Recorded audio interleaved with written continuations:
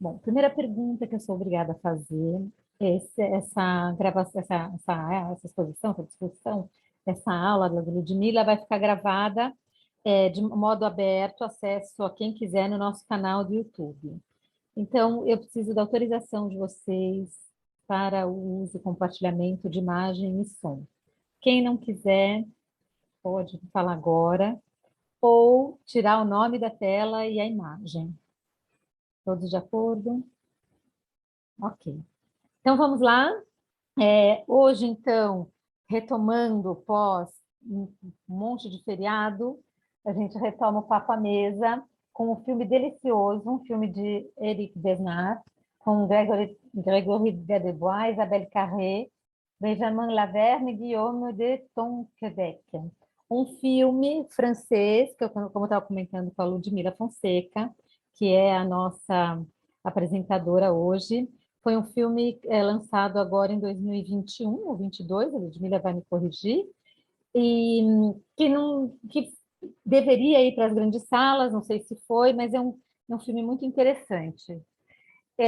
Ludmila Fonseca, então, graduada em Tecnologia e Gastronomia pelo Centro Universitário SENAC, pós-graduada e docente, em Docência no Ensino Superior e Gestão e Segurança de Alimentos, docente do curso de Graduação em Tecnologia de Alimentos do Centro Universitário SENAC, em Águas de São Pedro. Hoje, então, ela que vai apresentar o filme no Papo à Mesa, lembrando que o Papo à Mesa é uma atividade Vera Kiss, para a gente olhar os alimentos e alimentação por diversos ângulos e diversos pontos de vista. Ludmila, muito obrigada, um prazer tê-la aqui, ainda bem que você compartilhou esse filme, foi assim, pelo Facebook que eu te lacei, obrigada, muito obrigada mesmo, e a todos, obrigada por estarem aqui, e desejo que vocês aproveitem nesse sábado de manhã. Ludmila, a tela é sua. Obrigada. Bom dia a todos, todas. É um prazer estar aqui. Uma casa que eu venho sempre fazer cursos, né, Juliana? Sou fã do trabalho de vocês. Estou sempre acompanhando, compartilhando e quando consigo eu também participo. Então, vou compartilhar aqui com vocês um pouquinho da minha experiência com Delicioso, né? E que nome gostoso para começar, né? Eu não sei se todos viram o filme, mas eu até fiz uma opção por ser um filme que não ficou muito em evidência, não apareceu demais, passar o trailer dele, que são 2 minutinhos, porque através do trailer a gente já consegue fazer um balanço bacana do filme, e ele vai servir, ele vai tratar uma das principais cenas já no trailer, que é por onde eu quero trabalhar um pouquinho com vocês, porque é muito emblemático. Vou compartilhar aqui, então. Opa, um pouquinho de dificuldade para fazer isso, mas a gente consegue.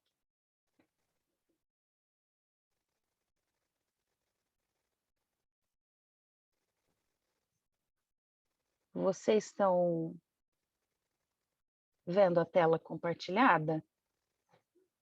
Sim. Então aqui. Então, essa é até a imagem da cena principal, né, da onde desenrola o filme. Ele tem uma introdução, mas é daqui que a gente tem o start, né, dessa imagem, essa cabecinha que está de costas para nós é Manceron, que é o chefe de cozinha sobre o qual a gente vai falar, né? Então, vou colocar aqui o trailer para a gente assistir.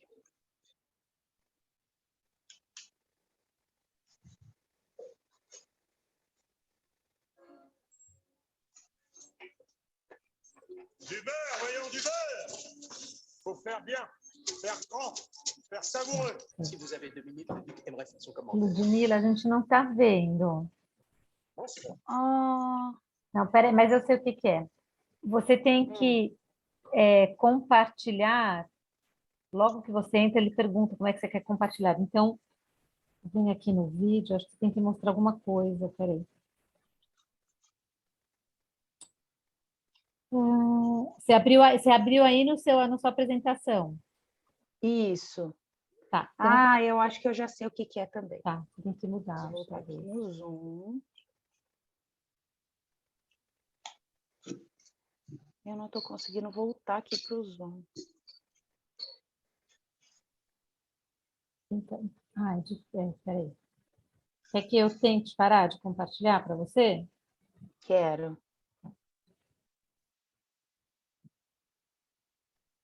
Pronto. Ah, não, você só diminuiu a sua tela. Eu não consegui voltar para o Zoom. Parei, ó. Parei, agora você vai voltar. Achou? Ok. Isso. Tá. Agora voltou tudo. Agora você tem que compartilhar a tela do vídeo. Isso. Agora vocês estão vendo? Agora sim.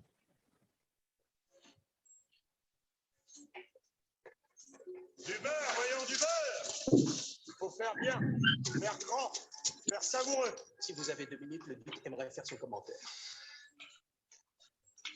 Enfant, vos cuissons étaient parfaites. Comment appelez-vous ces petits chaussons? Le délicieux, truffes et pommes de terre. C'est bon pour les cochons. Il nous pense dégoré. Excusez-moi. Montre-moi!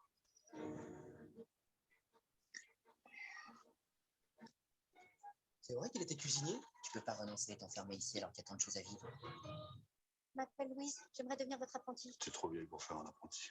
J'ai perdu une coupe cuisinée. Apprenez-moi. Je suis sûre qu'elle reviendra. C'est un bon point que vous avez là. Si vous donnez un peu de mal, les diligences s'arrêteront ici avant la fin de l'automne. Il faut partager cet endroit avec tout le monde. Noble, bourgeois ou paysan. Nous aurons besoin de tout l'espace pour une grande chambre à manger. Inventer un lieu de gourmandise, un lieu de bouche. D'ailleurs, vous dois reconnaître que vous êtes en train de vous faire jolie réputation. Je parle de votre auberge jusqu'au château. Ici, tous les clients sont ducs et tous les clients sont rois. Je n'ai pas besoin de vous rendre une visite d'appétit. L'important, c'est que vous n'avez plus besoin du duc de Chamfort. Vous vouliez être libre de créer de nouvelles recettes. Vous l'êtes? Oublie Chamfort et ses semblables, tu leur dois rien. Le monde est en train de changer. Il ne suffit pas d'avoir envie de manger, il faut savoir manger. C'est un art. La vraie cuisine n'est pas faite pour le commun des mortels. J'exige que vous fermiez votre gargote. C'est le peuple. Nous allons boire à la table. Ce jour-là, Chamfort et ses semblables finiront pendus à des potences. Je ne ferai pas.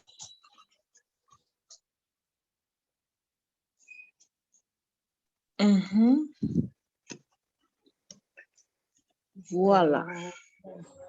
Fechar aqui. Pronto. O que é Windows Computers?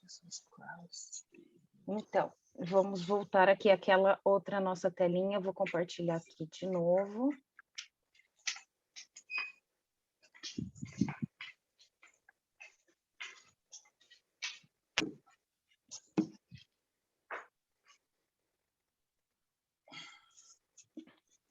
Então, vocês viram ali um resuminho do nosso filme, né? Do que a gente vai falar um pouquinho.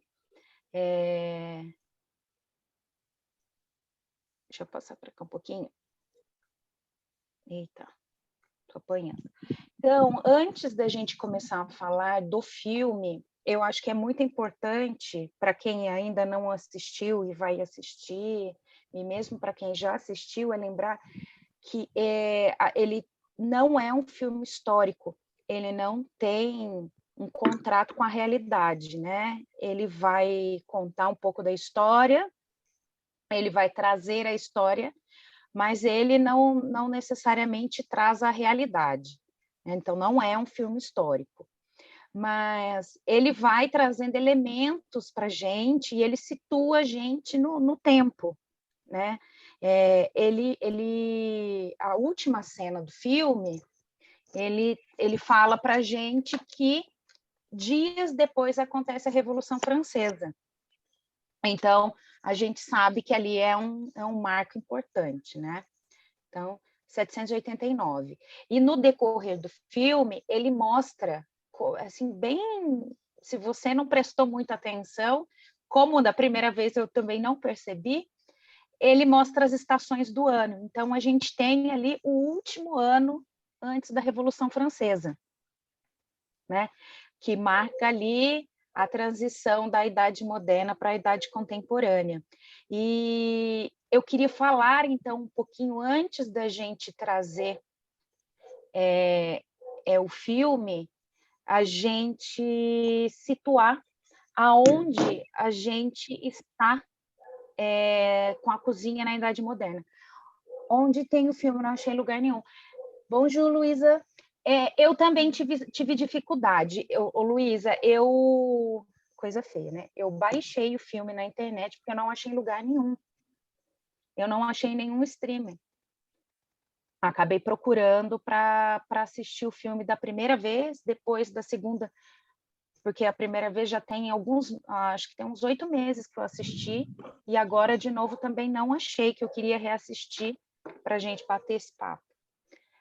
Mas, então, acho que é importante a gente, aqui, falar um pouquinho do que aconteceu antes, para a gente entender qual é o momento da cozinha que a gente se encontra, né? Para então, a gente chegar nessa construção da ideia do restaurante que o chefe Manceron vai trazer para a gente, né? Então, durante a Idade Moderna, a gente chega ali no ápice da haute cuisine, né? Da sofisticação e do requinte da cozinha francesa. Ela já teve ali aquele processo das grandes navegações, daquele uso excessivo de especiarias.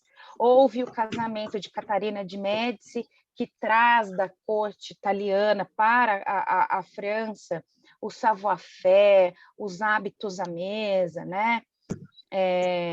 Traz um requinte maior, já se usa com frequência e com habilidade de talheres, tem o requinte das louças, guardanapos, serviços, né?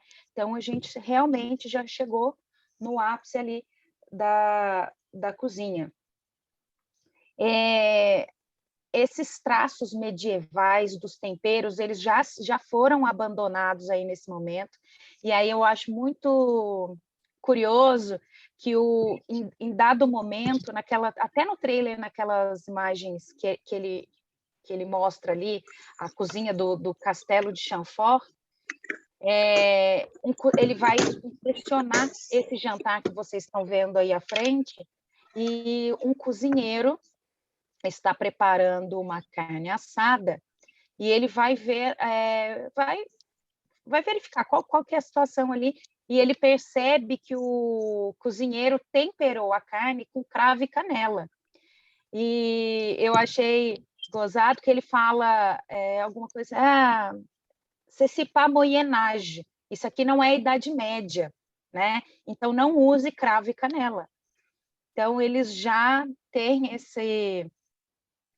essa separação aí de tudo com muitas especiarias e condimentos, e já entendem que agora o sabor dos alimentos eles devem aparecer, né?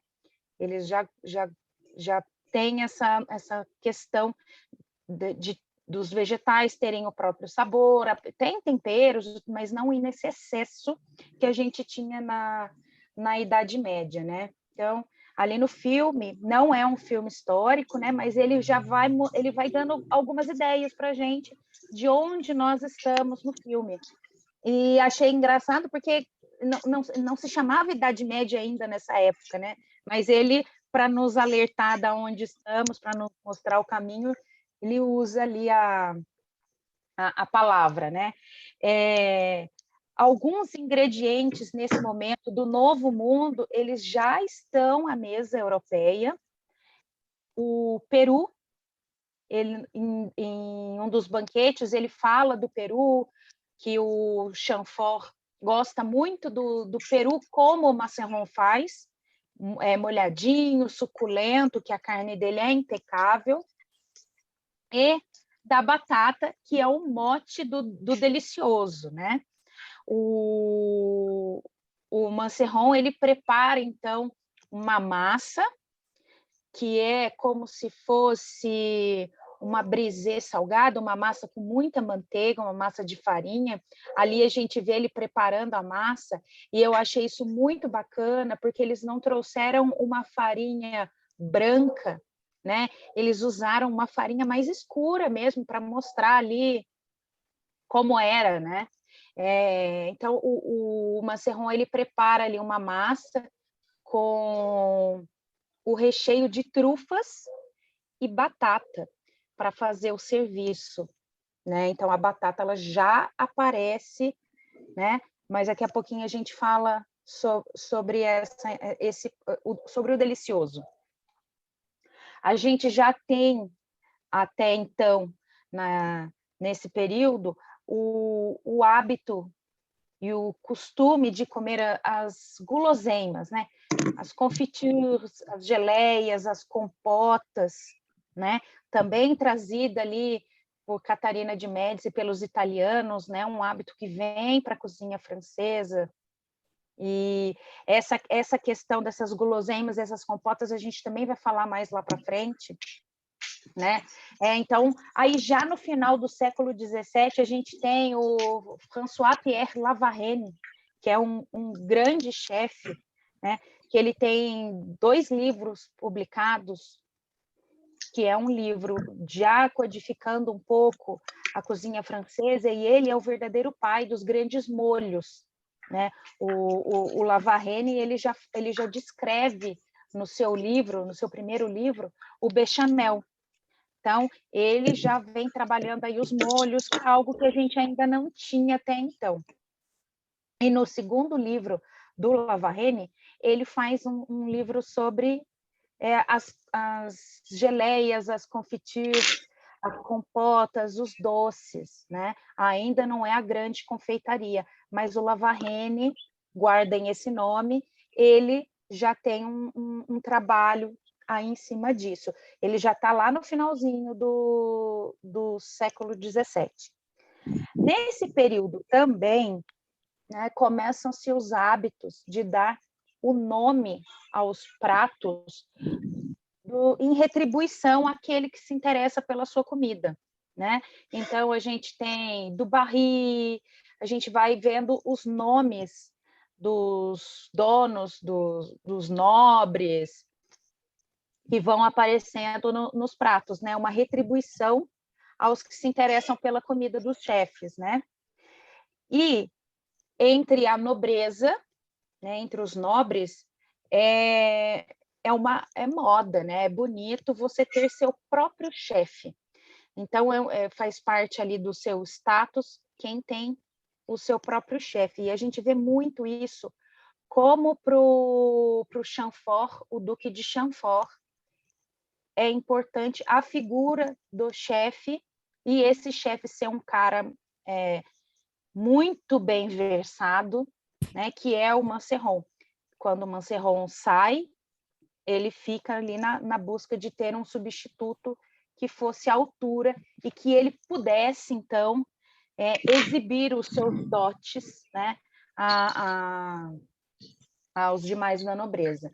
A gente tem aí também, nesse período, no final do século XVII, o aparecimento do fogão com bocas, como a gente conhece. No decorrer do filme, a gente encontra já na taverna do Manceron, ele cozinhando em algo muito próximo do que é um fogão, né? Ainda a lenha, né? Mas a gente já encontra esse fogão, que vai também facilitar o processo da criação desse lugar chamado restaurante, né? Então, apesar da gente já ter nessa época as estalagens, e de não ser raro isso, né? As estalagens que servem comida, mas o que ela está servindo ali? Pão, sopas, caldos, né? Não se tem o hábito de comer ainda fora de casa. Então, o que a gente conhece como restaurante com salão ainda não existe, né? O restaurante como um lugar de criação, de prazer, né? Onde existe o convívio, ele ainda não existe. Até porque, claro que tem o espaço da criação, né? Dentro das suas cozinhas, os chefes criavam pratos, mas quem definia o menu não era exatamente o chefe, né? Ele recebia ali a lista do que ele deveria preparar. E no filme mostra isso quando ele vai apresentar o delicioso, e o Racine, que é como se fosse o mestre de cerimônias ali, ele fala, não há espaço para criação, é a regra da casa, não se cria nada. Você serve apenas o que você precisa servir, né? E ele fica muito bravo com o Manceron, porque ele inventa de servir ali o delicioso, né? Então, esse lugar onde o chefe pode exprimir ali a sua criação, ele ainda não existe, né? A gente tem ali, um pouco antes da Revolução, né? Que é mais ou menos uns 5 anos antes da Revolução, mais ou menos próximo do que aparece aqui no filme, que é o primeiro estabelecimento considerado o restaurante, aonde um boulanger, um padeiro, ele começa a servir sopas, e sopas restauradoras, né? E ele escrevia à porta do seu restaurante: vinde a mim, vós que trabalhais, e restaurais vosso estômago. Então, é um lugar aberto a todos, né? Então, você se sentava, você comia algo que te alimentava, não só o corpo, mas alimentava a sua alma, todo o seu corpo, né? Não era só apenas uma questão de fome, né? E aí aparece, posteriormente, em Paris, o La Grande Taverne de Londres, e esse nome era em homenagem, a Grande Taverna de Londres, em homenagem a Shakespeare, né? Criado pelo chefe Bouvier. Então, ele traz esse primeiro, é um marco na história da gastronomia, né? É considerado o primeiro restaurante, e esse espaço do La Grande Taverne foi um espaço marcado pelas reuniões antes da Revolução, né? As pessoas, eles iam lá se reunir para discutir o que estava acontecendo, porque estava acontecendo muita coisa, né? Havia esse burburinho forte nas ruas de Paris, né? Não foi da noite para o dia. E essa criação deste restaurante, do La Grande Taverne, a partir daí, esse marco, né? É o que é usado para contar a história do delicioso, né? E aí eu falo do delicioso restaurante. E quando a gente olha nos livros, ou quando a gente faz uma busca por esse restaurante, e não por ele em específico, mas pelo advento do restaurante, as mudanças que a gente encontra ali, eu achei muito, muito bacana que durante o filme ele é expressado em palavras no texto do autor. É que ele fala, esse restaurante, esse espaço novo que surge, ele faz a junção da cozinha da nobreza com a classe média, a cozinha burguesa, vai nascer daí a cuisine bourgeoise, né? Então, ele junta esse espaço, é um espaço que é para unificar as pessoas, não para segregar as pessoas, né? Porque até então o povo não vai comer num restaurante, o trabalhador não come em restaurante. Quem come, quem tem... É engraçado, eles falam, quem tem paladar para saborear algo de um chefe, só quem pode ter essa dádiva divina de saber degustar são os nobres. O Chamfort fala isso claramente, né, nos diálogos, que é um desperdício Manceron abrir um restaurante para pessoas que não têm a menor habilidade de distinguir o que é bom e o que é ruim. São raros os homens que têm essa sabedoria, e, claro, são eles os nobres. Esse espaço novo do restaurante, ele vai fazer a junção da elegância da alta cozinha francesa, das louças, do serviço, né? As tavernas, você sentava em mesas coletivas, era um prato com sopa, com pão, e aqui não, né? Quando a gente tem o aparecimento, é a junção desta cozinha de classe, de serviço, de louça, de pratos, com os aromas do campo, com a fineza das ervas, dos cogumelos, da simplicidade também do campo. Essas mesmas palavras, elas são trazidas nos diálogos do Mancerrón com a Louise. E a tradição dos grandes pratos, das grandes receitas, com o poder da criação do chefe. Então, é muito bacana, porque quando você pesquisa o que é a transformação do restaurante, dentro do texto, dos diálogos do filme, ele traz essas palavras: tradição, invenção, criação, fala sobre a elegância da alta cozinha, o Mancerrón cita os aromas do campo, ele traz em palavras mesmo, mas fica jogado, né? Eu até comentei com a Juliana, eu assisti o filme. Depois que eu assisti com o propósito, eu comecei a perceber inúmeras palavras, imagens que nos remetem à história da gastronomia. Então, para contar essa história, a gente precisava falar um pouquinho dessa contextualização, né? Da onde se encontra o filme nesse momento para o surgimento do delicioso. É importante lembrar que, né, até este momento, a nobreza usa ali a sua cozinha para combater o tédio, para mostrar a sua grandeza. Então, a figura do Duque de Chamfort, né, que representa essa nobreza, ele acorda no meio da noite, ele perde o sono, ele está entediado, ele vai para a cozinha. E ele fica lá comendo, e aquela comida nem tá boa, e ele tá lá matando o tédio, ele come sem o prazer. Mas, ao mesmo tempo, do lado de fora tem alguma coisa acontecendo. E algo muito importante, que é a fome, né? Quando o Chamfort demite Mancerrón e ele vai voltar para o seu casebre, que ele volta para o campo, para o seu lugar de origem, ele vai se deparar com o povo.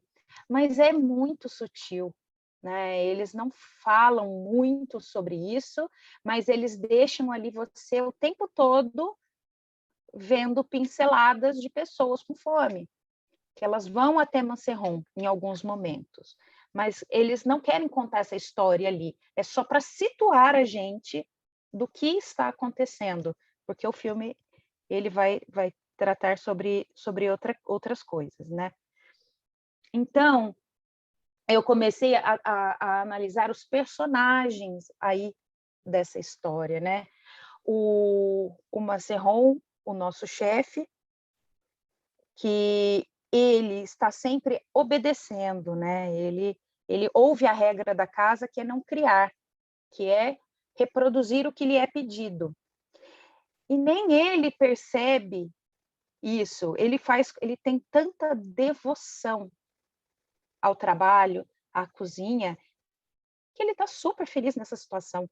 Para ele está ótimo. Ele tem ali todos os ingredientes que ele precisa, ele tem a equipe dele, para ele está tudo bem até então, né? E só que ele, em dado momento, eles vão receber o bispo e ele resolve criar um novo prato. Ele tem uma epifania e ele vai criar esse prato que é o delicioso, que é aquela massa com camadas de trufas e batatas. Até então, as trufas, elas não têm esse papel de iguaria, né? Lembrando que as trufas eram comidas de porcos. As batatas também, elas são recém-chegadas, né? Do Novo Mundo. Para quem assistiu o filme, eles tratam a batata com algo muito pejorativo. E ele faz ali aquele delicioso e ele vai servir para esse grupo seleto que está aqui na nossa frente, né? Nós estamos no lugar do Macerron, como o Macerron olhando para esse público, né? Então, o Macerron serve aquela mesa maravilhosa, ele faz ali um desfile de pratos, ostras, esse porco que a gente vê aqui é uma terrine, ele faz brioches, ele faz um salmão envolto de endívias com anis, e ele vai descrevendo tudo que ele vai falando ali por cima, o que ele está servindo, né? E o Duque de Chamfort, ele convida Macerron a adentrar o salão para receber os elogios. Os elogios não são para o Macerron, né? Porque quando o Duque de Chamfort convida o chefe para entrar, ele explica, porque ter um chefe não é simples. Você precisa pessoalmente treiná-lo. Você leva anos para treiná-lo. Meu pai encontrou um Macerron, que era um simples padeiro. Ele trabalhou aqui, ele foi treinado pelo meu pai, ele virou auxiliar de cozinha, e meu pai continuou treinando, e hoje ele é um grande chefe. Então, ele está fazendo um elogio à família dele, não a Macerron, né? E eu até anotei aqui, ele fala, bons anfitriões são raros. Se você não sabe receber, não faça. Um homem sem um cozinheiro é um homem sem amigos. Então, ele faz toda esse mise-en-scène, e aí entra Macerron. E os seus companheiros de mesa vão descendo milhares de elogios. A sua comida é brilhante, ela nos fez cócegas na boca, e eles vão trazendo vários adjetivos, né? Eles trazem adjetivos de diversos pontos das artes para a comida de Macerron. Eis que o nosso bispo aparece, né? O bispo alerta aos comensais, não esquecer jamais que a gula é um pecado capital.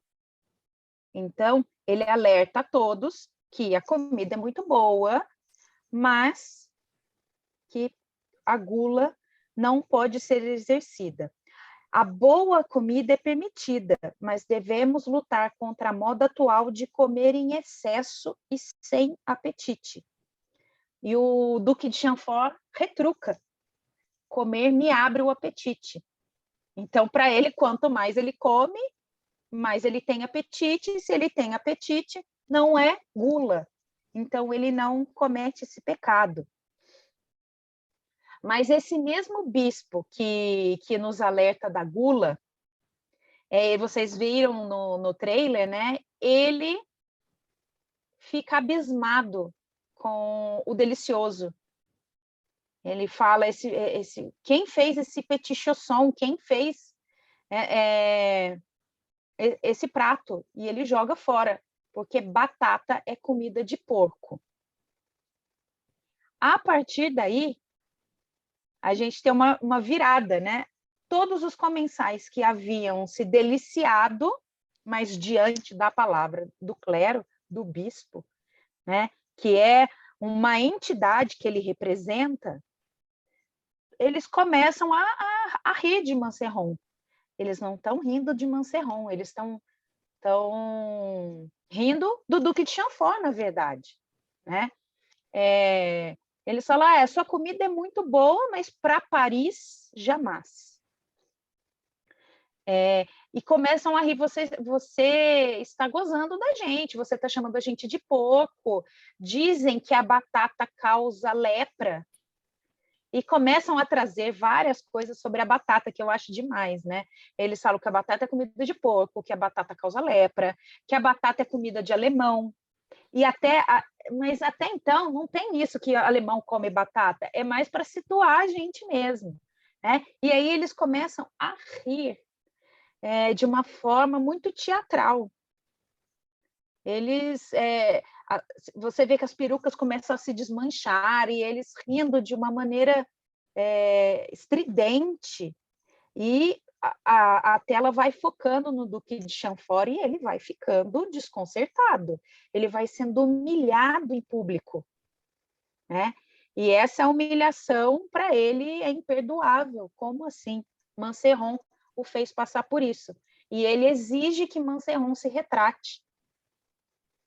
Mas ele não se retrata e ele parte do castelo de Chambord e ele vai ali ao encontro do seu delicioso, né?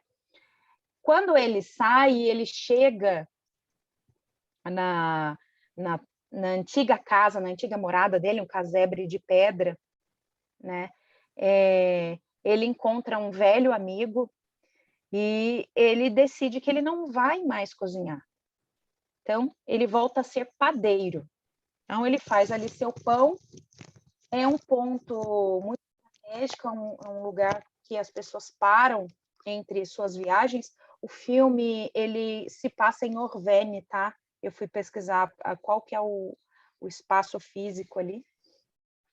E ele começa a servir pão e sopa aos que passam, né? Então, uma hora passa uma tropa, outra hora passa um viajante, para ali, eles alimentam os cavalos, ele serve o pão e uma sopa. E a sopa é muito ruim, né? O filho que faz a sopa, o Benjamin faz a sopa, e ele descreve o que é a sopa. A sopa é um caldo com os legumes que ele encontra, ele só ferventa, mas ele não serve os legumes, é o líquido da cocção e o pão do Mancerron. O Mancerron, ali, o ofício dele de padeiro inclui a moagem do trigo para ele fazer o pão, a produção da manteiga. Então, ele não só faz o pão, como ele processa ali os ingredientes para ele fazer esse pão. E ele acredita que o Duque de Chambord vai sentir tanto a sua falta que vai reconhecer a sua ausência e vai voltar para buscá-lo. E ele espera ansioso essa redenção, né? Ele passa o tempo todo ali esperando.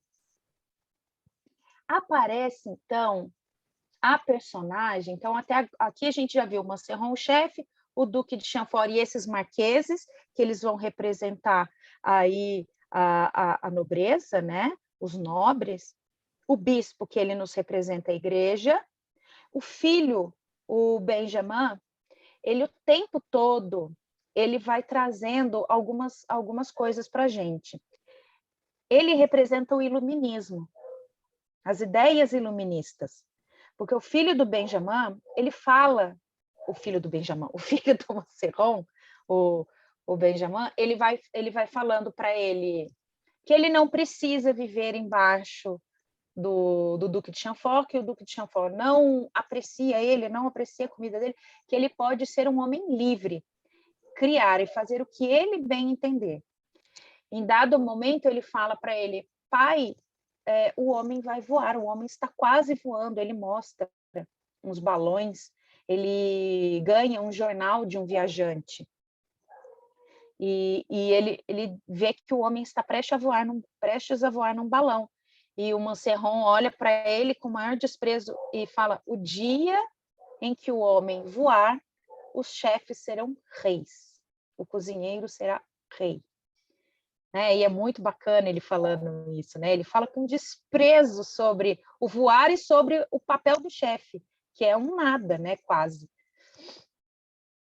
E o Benjamin, o tempo todo, quando passa alguém, ele fala, como estão as ruas de Paris? O que está acontecendo em Paris?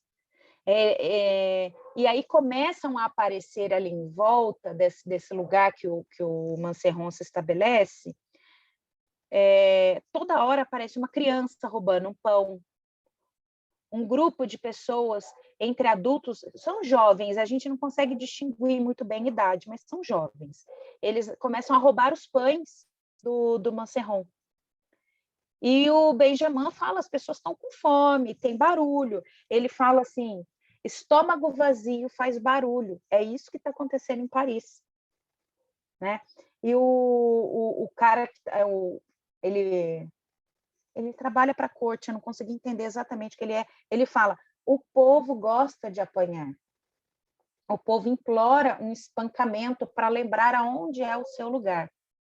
E o Benjamin vai falar para ele, não, lógico que não, né? O povo tem fome e ele precisa comer. Que é algo que não existe para o Manserron. O Manserron não cozinha para matar a fome de ninguém, né? Ele não está fazendo sopa, quem está fazendo é um Benjamin. O Manserron cozinha para a realeza, para a nobreza, ele cozinha para aqueles que querem sentir prazer. Ele, até então, ele tem desprezo por essa cozinha para matar a fome. Para ele, ela não interessa. Para ele, só interessa a cozinha das delícias, dos prazeres, a cozinha da gula. Então, a simbologia do Benjamin é muito importante aqui. E ele, nesse desprezo todo, vai bater à sua porta Louise de La Varenne. E ela fala o nome dela algumas vezes, mas despretensiosamente. Mas ela tem o nome do primeiro chefe, né, a escrever e a codificar antes de Carême, né, um dos primeiros chefes no final do século XVII, que é o François de La Varenne. Olha que interessante, ela tem o mesmo nome que ele. E quando a Louise aparece, ela fala que ela quer ser aprendiz de Manserron, que ela produzia geleias, confitures, que é o que o segundo livro do La Varenne trata. Então, não foi o nome, a função, o que ela exerce, não foi jogada ali ao acaso, né? Ela tem uma simbologia, a Louise. Então, ela traz ali essa simbologia ali no nome. Ela representa a cozinha francesa. Ela representa essa nova cozinha, porque ela vai trazer para o Manserron a vontade de voltar a cozinhar. Ela vai conectar o chefe com a cozinha de todos, a cozinha para todos, né? Aí a gente lembra lá do Ratatouille, que ele fala que cozinhar é para todos, que todo mundo pode cozinhar, né? A gente vai lembrando dos lemas lá da Nouvelle Cuisine, que ela vai trazendo essas coisas, né? Lógico que de pano de fundo, mas ela, para mim, ela representa. Eu fui assistindo o filme, ela vem, ela vai chegando, ela traz a vontade dele de cozinhar, né? Então, ela vai representar ali a cozinha, ele faz uma degustação de elementos com ela. Ele ainda não sabe quais são os planos de Louise, né? Que, na verdade, a Louise ela é esposa de um nobre que foi assassinado pelo Duque de Chamfort. Então, ela está lá à procura de vingança. Mas a gente não vai falar muito sobre isso, porque aqui não faz importante, né? Mas ele começa, então, ela briga muito com ele, porque ela quer aprender e ele não quer mais saber de cozinha, então ela traz isso, ela vai buscando, fazendo ele voltar a cozinhar. Então, ela, junto com o pensamento moderno do Benjamin, começam a instigar ele a voltar a cozinhar. Mas eles ainda precisam, né, que ele se inspire lá no Chamfort, porque a todo, mesmo sendo humilhado, tendo dispensado, ele ainda tem a esperança de voltar para os castelos, né?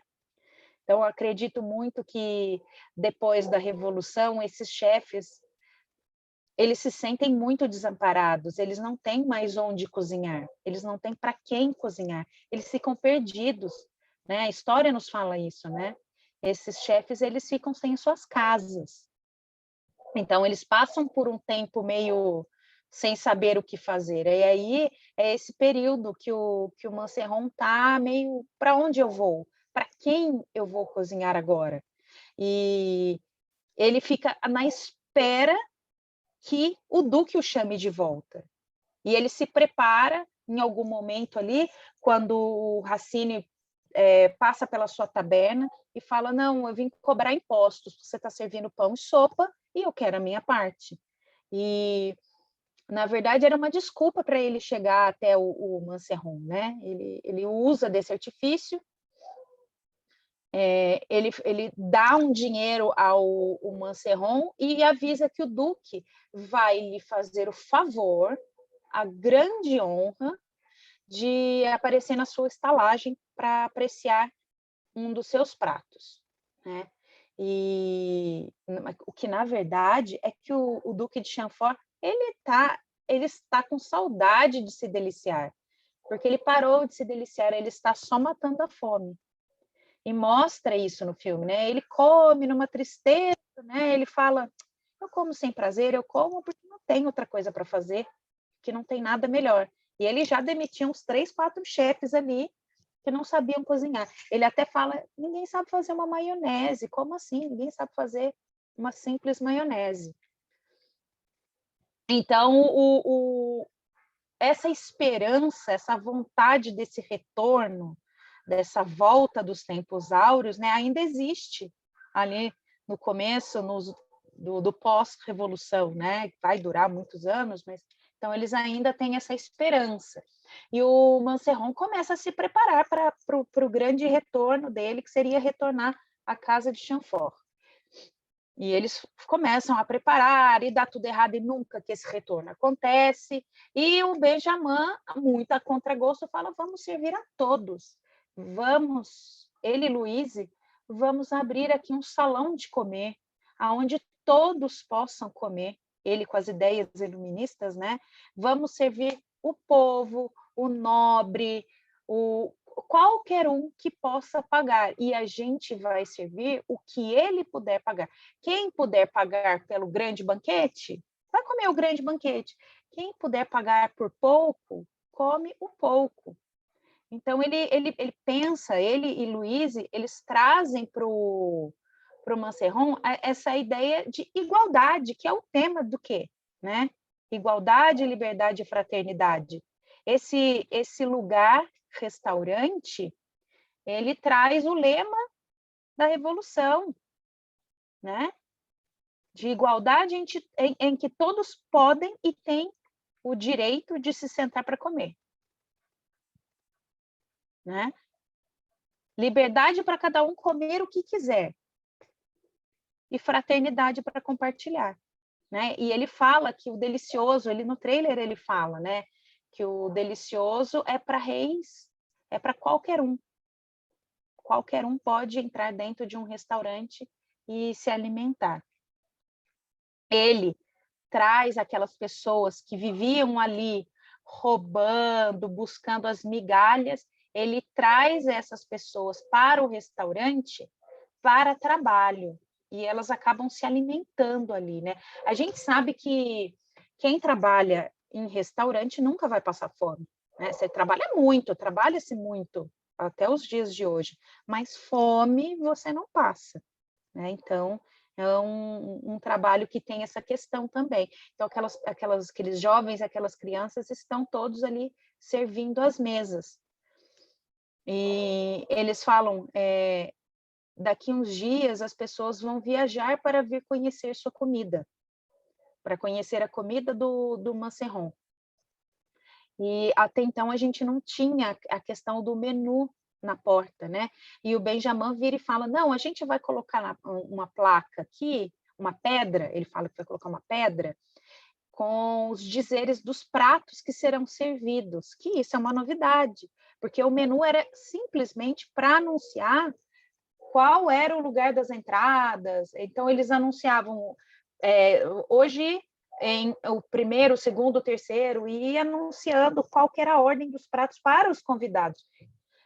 Já se sabia previamente, né, qual eram os pratos, mas servia para ordenar ali. E aí, o Benjamin, junto com a Louise e o Manserron, com a criação do Restaurante Delicioso, eles criam esse menu, né? Essa pedra onde haviam ali a descrição dos pratos servidos no dia, para a pessoa ali que ela ainda não sabia, para ela poder escolher o que ela ia, do que ela ia se alimentar, né? E é engraçado que ali também ele faz uma crítica, né? Porque o tempo todo o Manserron, as tropas, os nobres, todo mundo que passava perguntava o que é essa mulher, quem é essa mulher, mas na verdade era o quê, não quem, né? Porque o que é que uma mulher estaria fazendo dentro de uma cozinha, servindo, se ela não era uma cortesã, né? Então a mulher não poderia estar ali.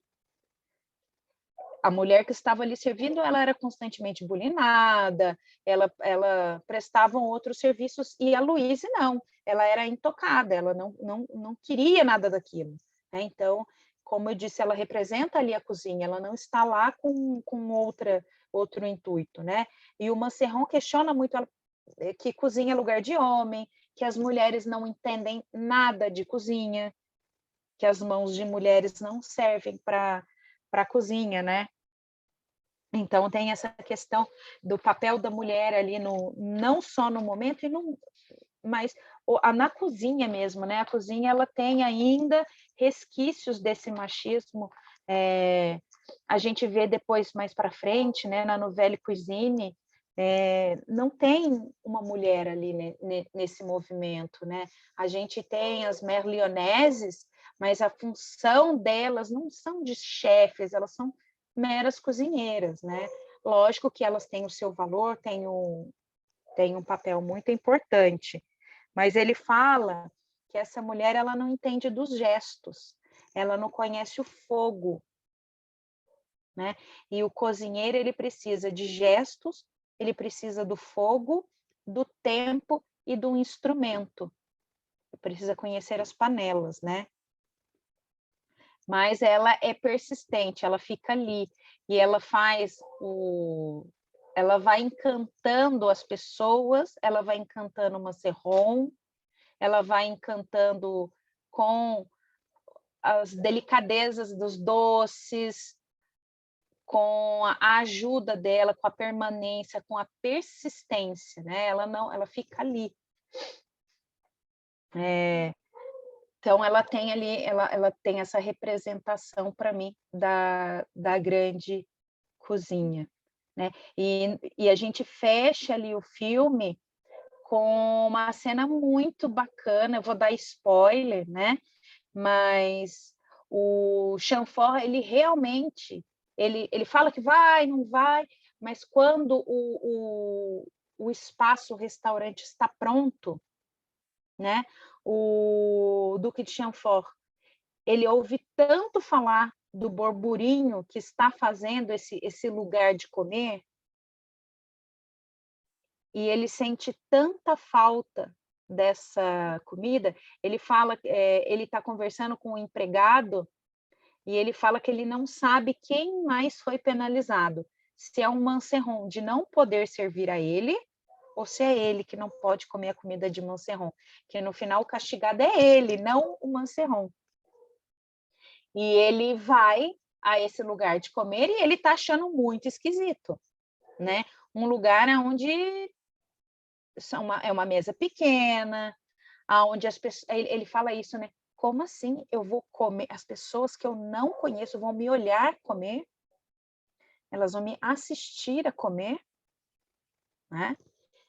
E ele se senta à mesa com acho que é uma duquesa, e ele bravamente vai servir a mando de Louise, que insiste que ele sirva de novo o delicioso, né? Aquela massa com trufas. E quando o Chamfort olha para aquilo, ele revira os olhos. Lá vem ele de novo querendo criar, lá vem ele de novo com essa batata. Mas ela adora batata. E ela fica toda feliz que ela vai comer ali as trufas com as batatas. É esse pensamento novo que já está impregnando as pessoas, né? E ela come o delicioso e ela fica ela dá aquelas rezadinhas, ela se sente toda feliz com a batata, né? E ele engole, vai comer ali o delicioso. E nisso as pessoas começam a chegar, sentar às mesas e querendo fazer seus pedidos, e as pessoas não estão nem aí para ele, na verdade. Só que ele, por outros motivos do filme, ele começa a falar alto. E as pessoas percebem que quem está ali é o Duque de Chambord. E aí eu acho muito emblemático para o momento, né? Ele ele nobre, ele representa ali o rei, né? Começa a gritar, ele levanta a mão, ele fala que ele vai mandar enforcar o Manserron e a Louise. E as pessoas que estão em volta reconhecem ele, se levantam da mesa e começam a gritar contra ele. Começam a ficar bravas contra aquele status, né? Começa a revolução, né? As pessoas se levantam contra ele, contra o que ele representa, contra essa violência, essa truculência, até porque ele tá xingando ali que aonde já se viu esse povo, esses pobres, comendo ao lado dele, que ele pode comer o que ele quiser, né? E aquelas pessoas, eles não têm o mesmo direito que ele. Então, as pessoas se levantam, elas fazem menção a gritar, elas não gritam, mas elas fazem menção, começam a se agitar e ele foge. Ele sai correndo, a peruca cai e ele esquece a nobre, a duquesa, a marquesa, que eu não lembro, que está com ele deixa ela para trás. Ele quer salvar a pele dele, porque ele vai ser linchado se ele continuar ali, né? Nada do que a gente não saiba que vai acontecer alguns dias ali depois. E ela vai fugindo atrás dele, gritando, me espera, me espera. Ela volta na mesa, pega o delicioso, pega 2 deliciosos e corre. Ela vai embora, mas que ela leva a comida do Manserron ali junto, ela leva. Né? Eu achei gozada, ela fica ali na dúvida se ela vai, se ela não vai, mas ela quer comer, e ela pega ela está com um na boca, pega mais um com a mão e sai correndo. E eles saem fugidos. Né?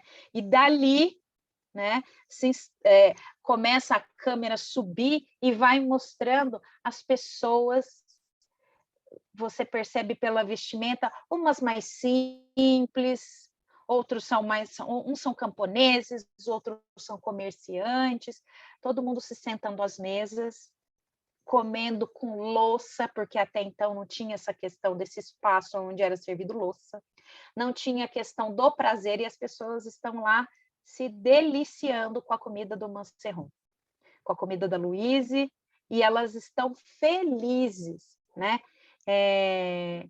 Lógico que não devia representar aquele momento exato, dias antes da Revolução, uma miséria muito grande, né? Mas ela tem uma simbologia muito legal, essa cena, né? Que é o futuro, o que nos reserva dali para frente. São pessoas sentadas em mesas com toalhas, com louças, e se deliciando com essa questão da alta cozinha, mas ela também se encontrando com a cozinha do campo, né? Com os aromas das ervas, das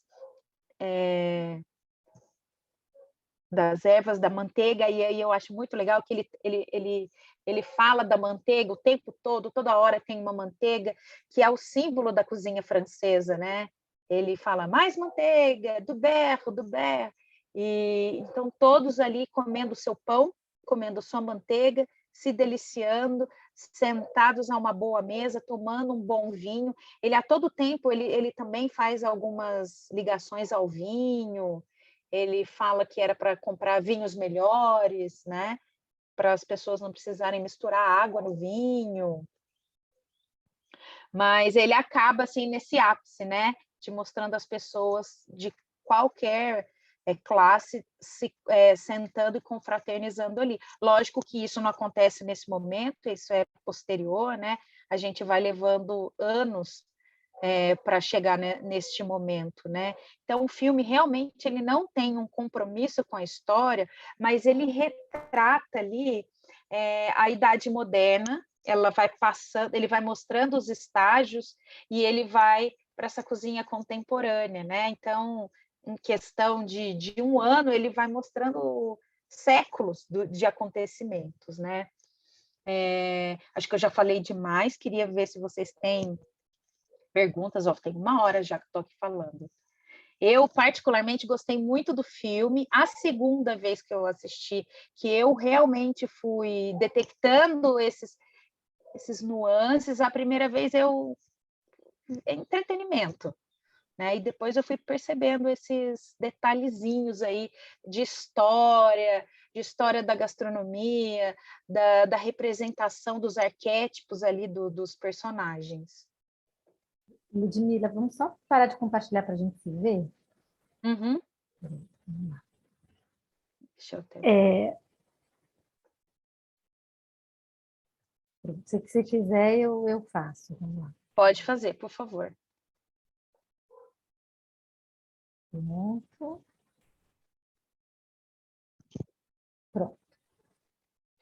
Pronto, pronto. Bom, mais uma vez, obrigada. Eu deixei propositalmente você ultrapassar o tempo, porque estava muito gostoso essa relação entre a obra, a história e a gastronomia.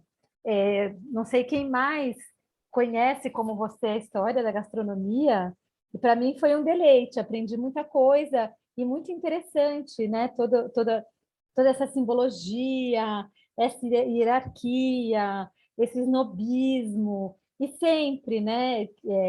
É uma coisa muito interessante, né? Acho que aqui todos são especialistas, mas muito interessante o quão a gente já sabe, mas o quão a comida move tudo e quanto foi, né? Tanto, né? Tem tanto interesse político, etc.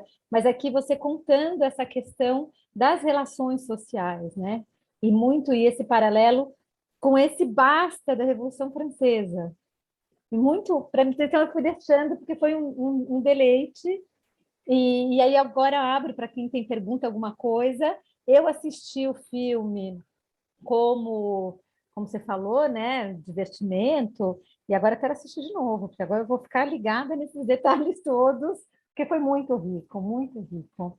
Alguém quer perguntar alguma coisa? Eu acho que todo mundo vai querer ver o filme e vou querer que a Ludmilla volte. O filme é muito legal depois com esse olhar. Alguém alguma coisa? Mônica, Ana, Luísa, outra Mônica, Abdala. Por enquanto, eu não tenho nada para perguntar. Só quero agradecer. Eu adorei. Gente, que hora gostosa. Foi muito bacana. Eu anotei várias coisinhas para assistir o filme e me atentar com esses detalhes que foram citados, que às vezes passa batido. Então, eu adorei. Para mim foi nossa, quanta história e quantos símbolos se passa através de um filme. Eu achei muito legal também, assim, esse passeio apesar de não ser histórico, mas, Ludmilla, a história que você contou, eu nunca nem tinha imaginado, assim, claro, se parasse para pensar, mas eu nunca tinha pensado como que surgiram os restaurantes, né? Porque é tão comum hoje ter um restaurante, uma portinha onde se come qualquer coisa, né, saber disso, que não existia, que isso foi uma revolução e que foi uma coisa despretensiosa, mas que, né, fez tanta diferença na vida de todo mundo a partir desses momentos aí, né? Então, assim, olha, parabéns pela a sua visão aí, né, dentro desse filme. Claro, também quero assistir o filme olhando tudo isso, né? Que com certeza eu não ia ver 1/10 do que você viu nesse filme. Mas agora eu vou assistir com esse outro olhar aí. Parabéns, foi muito legal. Também aprendi muita coisa. Mônica, Abdala. Adorei, também não queria A gente não está te ouvindo, Mônica. Estou sem som. Um problema. Não sei se você ouve a gente, Mônica, só que a gente não está te ouvindo. É, Só foi pra- só o começo, né? Pois é, eu tô com um problema de onde, por isso que eu... Vai e volta, vai e volta. Se você quiser me gravar pelo WhatsApp, aí eu ponho aqui, talvez, ou escrever, não sei se você está podendo escrever. Melhorou? Vamos lá, vamos tentar. É porque eu tô com problema, por isso que eu nem liguei a câmera. Eu tô com problema de alcance da internet hoje, eu não sei o que que foi. Aquela hora que começou, eu estava na sala, porque aqui no escritório eu não estou conseguindo. Então, eu amei, adorei, não queria nem que interrompesse, né? Porque eu também não consegui assistir o filme. Eu sou muito atrapalhada com tecnologia, sou bem dinossaurinha, então eu não vou saber baixar esse filme na internet. Então, curti bastante ouvir. E é engraçado que eu me lembrei, que eu não sei se vocês conhecem, mas é um livro que eu amo, da Madeleine Ferrier, No Retiro Canaille. Vocês conhecem esse livro? Não, já vou até anotar. Nossa, mas é maravilhoso. Eu vou tentar pegar, vou tentar ligar a câmera, vou tentar pegar e mostrar para vocês. Eu ganhei esse livro e é uma outra, assim, você está falando, não é uma visão histórica, né? Essa. Mas me lembrou muito quando você fala essa coisa do acesso, né? Que as pessoas começam a ter a comida boa, a louça, essa coisa toda. Tem um capítulo desse livro no Retiro Canaille que vai mostrar quando começaram, por volta mesmo desse período da Revolução, quando as pessoas começaram a ter acesso à comida dos grandes banquetes, né? Das grandes casas de Paris, por meio de feiras. Então, tinha meio que como se fosse um intercâmbio. As pessoas que trabalhavam na cozinha passavam um pouco dos restos para intermediários, que, por sua vez, iam para as feiras e vendiam esses restos. Muitas vezes completamente misturados, inclusive, né? Que eles chamam de arlequins, né? Os arlequins. E aí eles vão mostrando como que a comida, então, dos grandes banquetes, das grandes casas, nesse período, aí, no momento pós-revolução né, e da revolução, como essa comida começou a chegar por meio dessas vendas, né, em feiras populares, como ela começou a chegar às pessoas comuns, né? Que era um momento que não havia, as pessoas nem sempre, elas moravam na cidade, elas nem sempre tinham cozinhas, nem sempre tinham condições de cozinhar, e elas dependiam dessas feiras, né, para comprar uma comida barata e acessível. Eu vou tentar pegar e mostrar para vocês, mas aí, eu sei que eu fiz uma viagem, mas eu fui lembrando, assim, das estratégias, né, que eventualmente foram desenvolvidas para que a comida, né, mais sofisticada dos banquetes fosse aos poucos partilhada, popularizada, né? Eu fico imaginando, ô Mônica, mas aí a gente fica imaginando de onde veio a revolta, né? Porque você está passando fome, você não tem como, quando, onde cozinhar. E aí você começa a ver e começa a descobrir que essas pessoas estão, né, comendo do bom e do melhor o tempo todo, e não só o que comendo, mas como comendo. E aí ele até fala, né, a fome começa a fazer barulho. E essa revolta vem daí, né, da fome. E aí quando você vê você com fome e começa a enxergar que tem gente que está se banqueteando e você não, eu também quero um pedaço. É verdade, né? E aqui, ó, é esse aqui, gente. Mas está difícil, está tendo um... Deixa eu ver se eu mudo, mas vai ter um... Tá dando, né? Estava quase, Tá, só um pouquinho. tava quase. Estava quase. É que a câmera... Isso, agora foi. Aí. Nourriture, Não, câmera. o problema é que aqui tem muito reflexo. Não, mas deu. Edição de seu... Peraí. Muito legal. Edição de CEU 2017. Mas acho que não vai conseguir dar para ver? Deu. Não, 2007. 2007. E o capítulo que trata justamente essa questão, porque é um livro grande, ele é de papel jornal, né? Esse que eu ganhei, e ele é um livro de formato pequeno e ele tem mais de 465 páginas. Mas o capítulo é o capítulo 13, que chama L'Arlequin.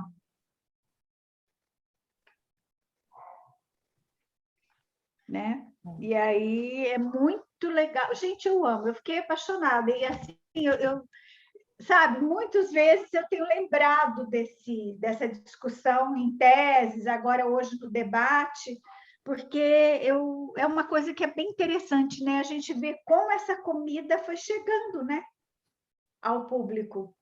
E mesmo que isso seja uma ficção, não deve ser uma total ficção, né, Ludmila? Deve ter lá a sua pesquisa histórica e realmente essas tabernas, né, vamos chamar assim, certamente foram formas de popularização, né, da comida, imagino.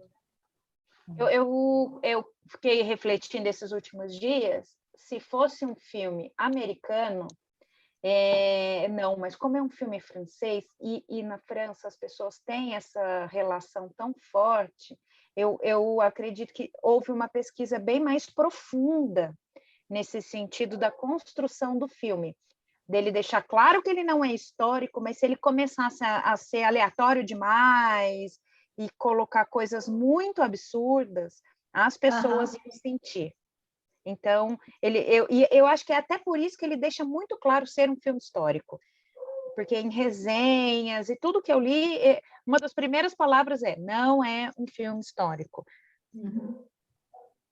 Mas tem algumas questões que são, como você... Eu gostei muito da sua leitura, porque você apontou muito bem. Tem algumas questões que são pertinentes, sim. Eles usam alegoria. Eu entendi que ele vai usando por alegorias, né? Para falar um pouco. Essa questão da mulher, a questão da batata, das trufas, eu acho que elas são questões bem emblemáticas, né, para pensar. E ele traz com muita sutileza. Ele fala do menu, do surgimento do menu. Ele fala do surgimento do restaurante. Ele fala do reconhecimento da batata, né? Porque depois a batata é um super alimento, né? E aí vem Parmentier para divulgar, e aí a gente tem milhares de pratos à base de batata na França, mas como que no começo tinha aquele olhar assim duvidoso, né? É uma pena que a gente não pode fazer desse espaço um espaço de passar o filme, né? Porque realmente eu fiquei com muita vontade de assistir. Não, mas eu vou buscar, porque eu achei fácil um link, não fácil, né, Ludmila? Tem que correr atrás, mas eu vou te passar, Mônica. Porque bom. Mas tem que fazer download? Não, você assiste direto da tela. Não, assiste, eu vou te mandar. Eu vou mandar. Obrigada. Se não me engano, Ludmila, eu consegui pelo YouTube. E o meu marido que arrumou para mim, na época, porque ele é meu assessor. Toda vez que eu vejo um filme e eu não acho ele aqui no Brasil, aí eu entro na Amazon, eu entro nesses streamers mais famosos, eu não acho, aí eu chamo o meu assessor particular para ele resgatar.